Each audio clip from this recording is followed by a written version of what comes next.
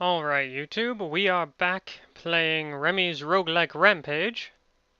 Say that 5 times fast. Uh, Today we are, today we're doing 2 games, but there will be 2 separate episodes, so they will be released on 2 separate occasions. But we are getting to the big one next.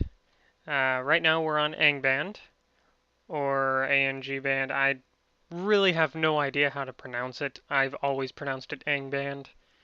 Um, yeah. So, I have it so that we can see my whole entire screen, right? If you go over here, you can see everything that's open on my computer. Um, that's because this version, at least, version 3.4.1, excuse me, had a little burp, has a multi-windowed setup. So, this is the main window, but we have all these other windows over here. And we'll get to them in a little bit. But we're going to start a new game. We'll be male, right? Race, I don't really want to be kobold. Um,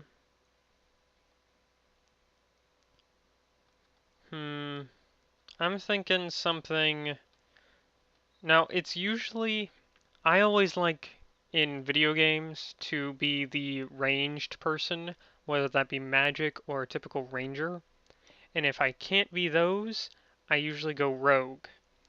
But in roguelikes, it is always easier to start as a melee person. Um, it's just easier. I don't ask me. I mean, it's kind of obvious because you always have an attack. Magic users use up spells. You eventually use up ammo and archers, and sometimes the archer mechanics are a lot harder to uh, get used to, I suppose. But we are going to go. Let's see. There is something. This has yeah, this has +4 to strength, but we're not going to do that one. We do want something with a plus to strength though. So a dwarf has +2, resist blindness, sense ores/minerals. And I do believe you can mine in this game. And now we get to pick a class, and you can see the stat bonuses we get. Warrior gets +5 to strength. Paladin gets +3 to strength. I'm kind of thinking the warrior's the way to go. Priest, not really. Yeah, let's go warrior. And we're going to go standard roll because this is based off a D&D roll system, I believe, instead of the point-based, and D&D does both go standard roll and point-based systems for creating characters. Just depends on what your DM will allow or what your group is accustomed to doing. But we're going to go for the standard roll. I don't believe there is a way to re-roll. Oh no, yeah. Hit enter to accept or R to re-roll. And we have our shooting is fair, but we don't have to worry about that. Saving throw is 29%, which is kind of low. Stealth is bad, but that's fine. We're a warrior. Magic device 27, fine. Perception 1 in 38. That's kind of bad, but we can usually we can make the room secure while we take 20, kind of a thing. Searching 21%. Let's see. Yeah, everything else looks kind of normal. I am one of 2 children of a dwarven miner.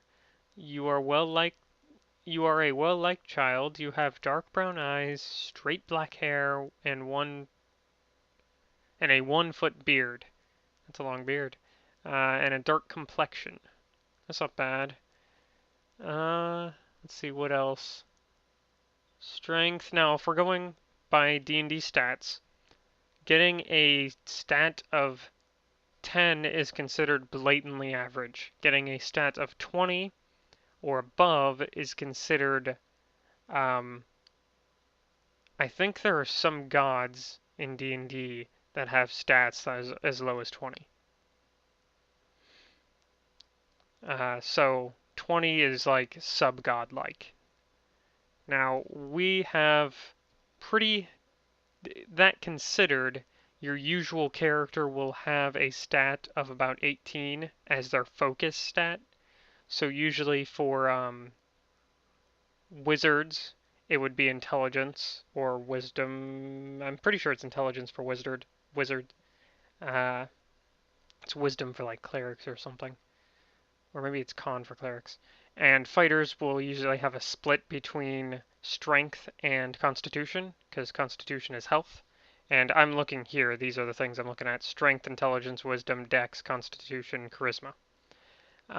Some magic users cast off intelligence, wisdom, or charisma. Rogues and archers use dex. Dex is kind of like how nimble you are. Uh, Dexterity. So, yeah, we have pretty good stats for a whatever level we are. Does it say that? Yeah, we're level 1. So we have pretty decent stats for level 1, actually. So we're going to hit accept. Enter a name for our character. We will just name ourselves Remi. And, yeah. So, we have this little, and again, this has a texture pack with it. Let me take a drink here. So, there's a texture pack. And over here to our left, we have all the stats of where we are, our HP, our current AC, which is our armor. What does AC stand for? It's like armor count, armor something. I don't know. It's how hard you are to hit, pretty much. And then all your base stats. I forget what AU stands for. Oh, no, that's gold. AU is gold, I think. Because AU is the chemical name for gold. Level 1 and next, I think, is 12, so at 12 XP we gain to level 2. I don't know. I don't know what NXT stands for, but we're a dwarf rookie warrior. And then over here on our screen, you can see our inventory. Right here, see no monsters, which means there are no monsters to be seen, but if we move up, we can see one filthy street urchin asleep. I think you spawn and it's already nighttime in your world. And this gives a description of what we can see, and we can hit L to look at something. So here we can see the description down here. I won't read descriptions of everything in this game, but you can see some markets and stuff, so yeah. And we move around. Holy crap! So yeah, we don't want to... Oh no, he's going to attack us. Oh wow, these are one hits. So yeah, let's just take some of these guys out, because they can't do crap to us. Now this guy, who is a mean-looking mercenary, we can probably take out. And you can see over here, oops, over here is their HP. Their, kind of hit point bar. And he dropped some gold, and we can pick that up with G. And then we can take this guy on, who is actually probably well out of our league.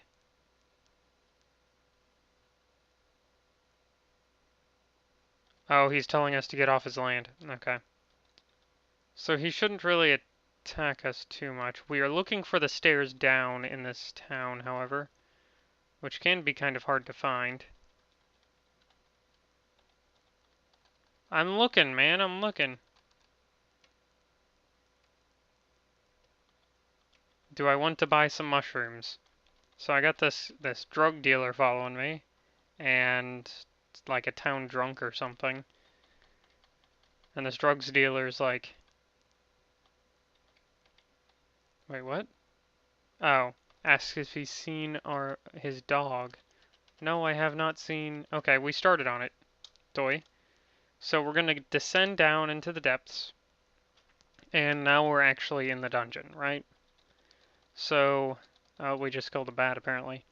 So you can't see. I did say that we were going to do powder, but powder has a little recording issue because it's such a small little area and I can't make the screen bigger. But in powder, you can only see uh, one square on, or one tile on either side of you, right? In hallways. Much like in this game, you can only see one square around you or tile in hallways, but once you're in a room, it opens up. So it's kind of indicating that rooms are naturally lit, but hallways aren't. So you kind of have to run around exploring the map. You can get other ways down, you can get other ways up. You can find doors, you can find secret doors, you can find treasure, and you can find monsters, like this guy. A giant yellow centipede, which goes down with ease. It's not actually, I don't even know what kind of weapon we're using, to be honest. Let's make sure we get that, yeah. So, a white icky thing. Yeah, that's a creature. White icky thing. So we're going to grab that and grab that. So now, if I hit I, we have our inventory pop up. We have 7 rations of food, which is good, a potion of berserk strength, and 2 light green potions. A scroll of word of recall, which brings us back to the town, and 7 wooden torches. I'm not going to use anything yet. Okay, that's kind of a... Is there nothing there? I'm holding down S to search. I guess there's nothing there. Now, I forget how to, what's the... It's not I. No. Equipment? Yeah, okay. So we have a short sword and a wooden torch that will burn for 4,298 more turns and soft leather armor. And Angband is popular because it is based off the D&D system. Oops, I did not mean to do that. Yeah, let's go down again. The D&D system is widely regarded as a good, solid system. It's kind of your standard system. There are other systems, and when I say system, I mean like how damage is dealt, how you move, and how other things move with you. For turn-based games, tabletop kind of style, and because roguelikes, especially these kind of classical roguelikes, are more like computerized tabletop, and these little walls down here indicate the edge of the dungeon. So that's the bottom edge of the dungeon there. But yeah, that's kind of the reason that Angband is so popular.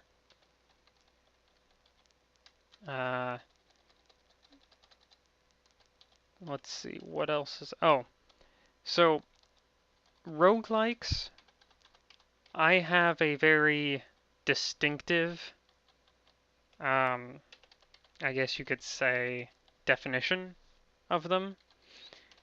And it's not as... the actual definition is less strict than my definition. And that's because when I... Okay, these things are easy. Actually, let's... Oh, they're not going to follow me? Take out the snake first, then. Easy, easy, easy. Bam. The, what you call it? I think the typical definition for roguelike is a randomly generated dungeon crawl or dungeon exploration, which means that Rogue Legacy is a roguelike, randomly generated dungeon exploration crawler fighter kind of thing. However, this would also mean that technically Terraria is a roguelike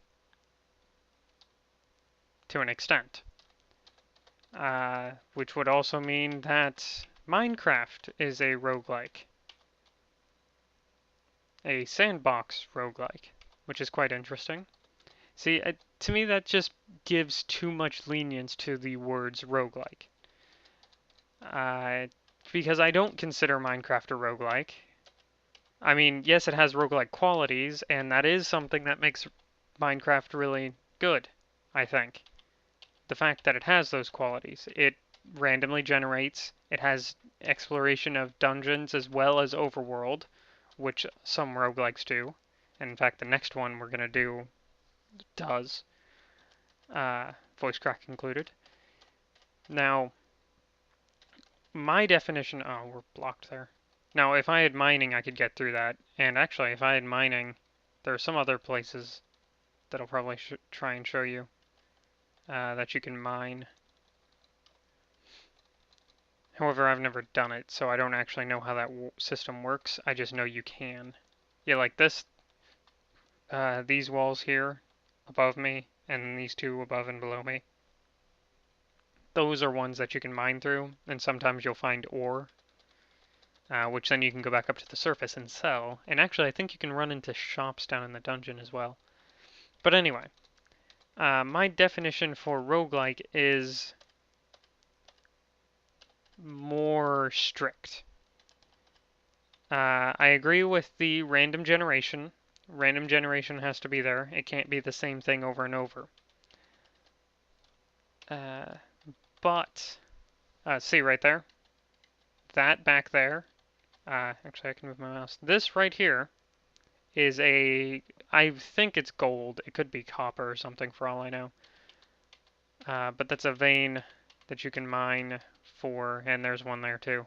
And that's a different kind of stone that you can mine into. But you can get that. You might be able to make stuff out of it, but I think it's just for money. So yeah. But random generation, yes. And dungeon crawl, yes. But I also think it has to be, personally, I think a standard, like, flat across the line, roguelike in every aspect, not deviating from the pattern at all, would be turn-based, like this. Now, that would mean that a lot of things that are actually considered roguelikes are no longer roguelikes. Oh, we found a flask of oil. Those are good for starting fires, I believe. Ooh, iron spikes. I don't think I've ever found iron spikes before in this game. Now that I think about it. Might be a door there. No. And at the end of these hallways, there probably always is something. It's just that you need a skill high enough to find it. Search skill. Like this, we might be able to find because we can already see that there's something there. So now we're into part of the castle, part of the dungeon that we've already been through. And there are, like, there's, oh, what's it called? It's something glitch. But it's kind of a top-down roguelike. And I think that a standard roguelike should be top-down, which throws out things like Rogue Legacy or Spelunky or anything like that. However, I guess that, I mean, yes, you could make a platforming roguelike, and yes, those are platforming roguelikes. So it does make sense to me. It's just that when I think roguelike, that's not where my mind goes immediately. There might be a door somewhere here. No? Okay. But I just know that there are some roguelikes that are real-time, which means, well, you know what real-time means. It means that you're moving in real time with enemies, which means if you stop moving, your enemies can keep moving. Or things can keep happening when you're not moving. This, actions only happen, like right now, the game is completely paused. Nothing will happen as long as I don't press anything. But as soon as I move, everything else moves. And I think that that is an aspect of a roguelike. It allows you to plan. It allows you to, it actually allows you to get into some situations that you usually wouldn't have because you think that you have this master plan of how to defeat this room full of like 15 enemies, and you go in very carefully and you make it through like 6 of them, and then suddenly something happens and you're surrounded and you can't get out. But you know, you try your best and you almost make it. And it, believe me when I say, if you use your imagination, and some of these games, especially when they're ASCII art, I've used texture packs. And actually, all of them so far have been standard texture packs, meaning that they come with the game. They're not ASCII art anymore. But if you use your imagination, these games can actually become quite adventurous. Um, they're very, and especially if you pay attention to, you don't mind text things. Okay, let's block this guy out. It's one of those things that, you know, you do get an adventure. It's not, oh, I don't know how he got behind me. It's not a, you know, I'm just moving around. Sure, if you don't pay attention to what's going on or care what's going on, it's just monotonous, moving around, repetitive tasks, etc., etc. But, oh, come on. And see, like, if I weren't a warrior, this room would be threatening. Very threatening. But I'm a warrior, I have armor, and I can kind of tank it. I also am now level 3. This kind of, unless something specifically happens, I think, it doesn't tell you when you level up. You just naturally level up. Oh, yeah, I already checked that. Was there no other way out of this room? Really? Huh. It's kind of disappointing. So the aspect of roguelikes is very, very user. You put into it as much as, you know, you think is, and it's not for everybody, but you can put into it as much imagination as you want and get out a pretty awesome story. I mean, it's like regular tabletop D&D. That's why people like it.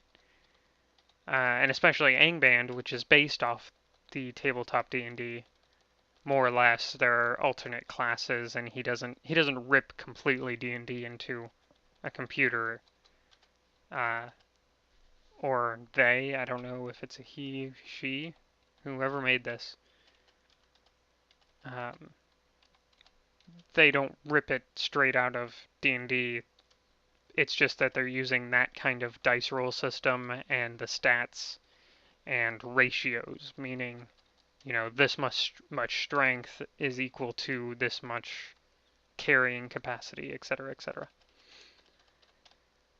Alright, I think we need to look for a way down next, because we're running out of places to go. Yeah. And I don't have a pickaxe or a way to dig, I don't believe. Even though I am a dwarf. And the next game we play, you will learn all about dwarves and their alcohol problems. uh, but I'll get to that later. Here's a way down. Let's go down. Oh boy. Now, usually, this is where I die, on this level. I've gotten to level 5, maybe 4 or 5, something like that, before I've died, but usually I die here. Like, see, I'm already down to 38 health.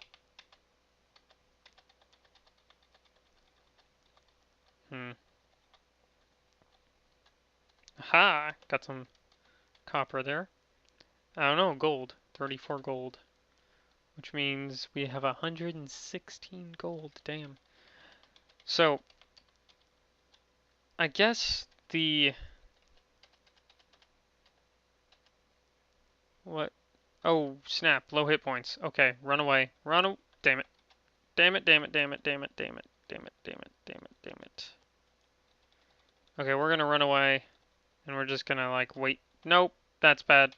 Okay.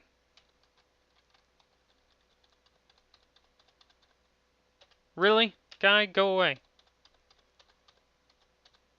8 life.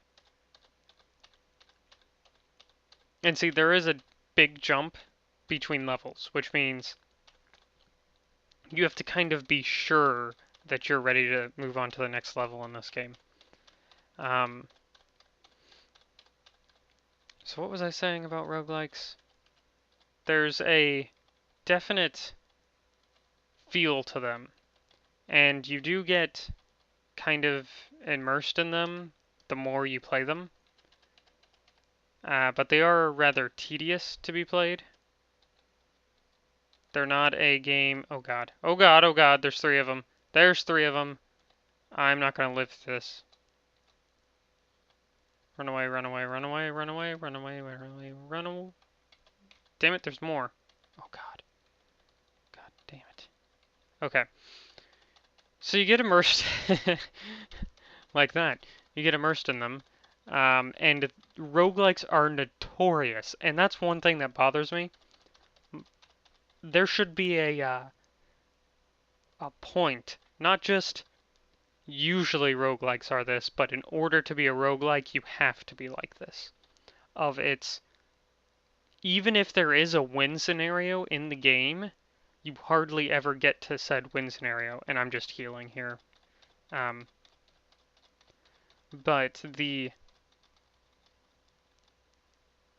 I know that most roguelikes are you don't win, you just get a little better each time. And this Angband, I believe you can win Angband. Never done it. Stone Soup. I'm positive you can win Stone Soup. Yeah, I'm pretty positive you can. Never done it. Now, Brogue I have beaten, but I've only beaten it once. And it was before it had actually finished. And I don't think it's finished now, but it was a long time ago in its progression of, you know, it was like years ago, coding-wise. But there is a win scenario. However, the game is still one of those games where you don't really win, you just get a little bit better each time. And you get a different experience each time. It's never... I mean, sure, you might die to a slime in one level, and a slime in the next life, and a slime in the life after that. But it's always a different experience. And that's... I would agree that Rogue Legacy is like that, because Rogue Legacy is definitely difficult. But it's not one of those so difficult that you kind of want to throw your keyboard out the window. And I'll get more into the difficultiness in the next game we're going to play. But yeah, let's just say that Rogue Legacy is a walk in the park compared to some of these games. Yeah.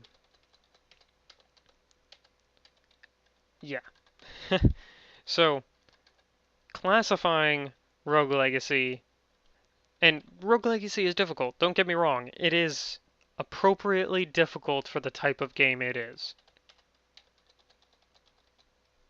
But it's not, in my opinion, that much of a roguelike. I mean, yes, the stats are there that make it a roguelike, but you are too afraid to attack the Acolyte. 7. Really? Quit giving me fear. Let me, I'm gonna die. Oh god, oh god, oh god.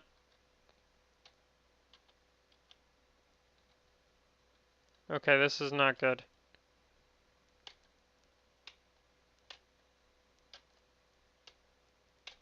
Yeah, I'm gonna die here. And I died. Okay. So we're gonna hit I for info. So these are my dying stats.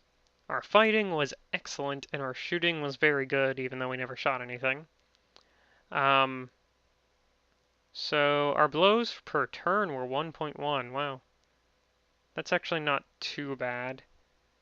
Current XP was 106, level 5. Max XP was 106, advance at 120 to level 6. We were only on level 2. Sad face. Game turns were 48,683. Standing turns were 4,870. Resting turns 0. Gold was 116. Our final stats actually weren't that impressive. I wonder if there is a level up system that I'm just missing, and that might be something to look at. But anyway. So yeah, Remi, the Dwarf Warrior, has just died. Oh well. Now, let me finish what I was saying with the difficulty of roguelikes. You know how Nintendo got that saying for being Nintendo hard back when the NES was the popular system?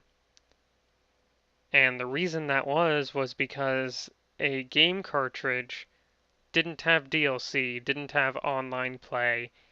It had to be hours of entertainment just in that one game, which means they had to make it very hard in order for you to keep on, to get that much out of it. And I believe they continued that feeling up until the N64. The N64 is where it kind of dropped off because you had multiplayer. Now, multiplayer, you still had to be difficult, but it was kind of a cop-out because they would have games like Super Smash Bros. Where, yes, it had a storyline, but it didn't have a, how should I say, it didn't have a driving storyline. The main thing was the multiplayer. That was the driving factor. And actually, something special, Super Smash Bros. Was actually inspired by a roguelike game. Look it up, Rogue Basin, look for Smash Brothers. I think it's on there, and it'll tell you what game it was based off of or inspired by or whatever. Anyway, those kind of games that were that difficult were a driving factor, and I'll keep going through this, on everything. I mean, the reason games were that good, like Zelda, Ocarina of Time, was a very difficult game to for what it was, and people love that game. Like, there are fanboys and fangirls of just that game. I mean, sure, there's some for the whole entire Zelda series, but I know people who are like, I don't really play Zelda, but Ocarina of Time, that is a hell of a game. And so, roguelikes hold up that legacy almost. And I'm kind of reading through this. I don't know what the iron spikes are for, but this two scrolls of deep descent, those would have been hellish on us. We would have like instantly died if we used those, because that just pushes us deeper into the depths. But we had 4 scrolls of blessing. Slime mold juice.